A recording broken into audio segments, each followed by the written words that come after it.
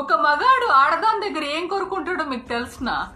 నాకు తెలిసి మీరు ఎంబడి అనే వార్త ఏంటో తెలుసా? బయాలజికల్ నీడ్ కావచ్చు, బయాలజికల్ నీడ్ కావచ్చు, బట్ 100 out of 30% మాత్రమే బయాలజికల్ నీడ్ అండి. రెస్ట్ ఆఫ్ 70% మన నెమ్మది అంటే పీస్ ఆఫ్ మైండ్, మనశ్శాంతి కావాలి అని కోరుకుంటాడు మగాడు ఆడదాని దగ్గర నుండి.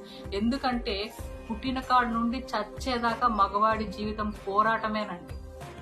చిన్నప్పుడు అరే చదువుకోకపోతే, మంచి మార్కులు తెచ్చుకోకపోతే నీకు మిక్చర్ బండి లేకపోతే బజ్జీలు బండి గతి, నీకు మంచి జాబ్ రాకపోతే పిల్లనియ్యరు, నీ బతుకంతా బస్ స్టాండ్ అయిపోతుందిరా అని చెప్పి చిన్నప్పుడే భయం పెట్టేస్తూ ఉంటారు మగపిల్లలకి. ఆడపిల్లలు అనుకోండి, వాళ్ళ చేతిలో పెడితే వెళ్ళిపోతారు, నష్టం ఏం లేదు, మగాడివి నువ్వు చదవాలి, అప్పుడే ఒక కుటుంబాన్ని పోషించగలవరా అని చిన్నప్పుడే రుదుతూ ఉంటారు సీక వేసినదిలా.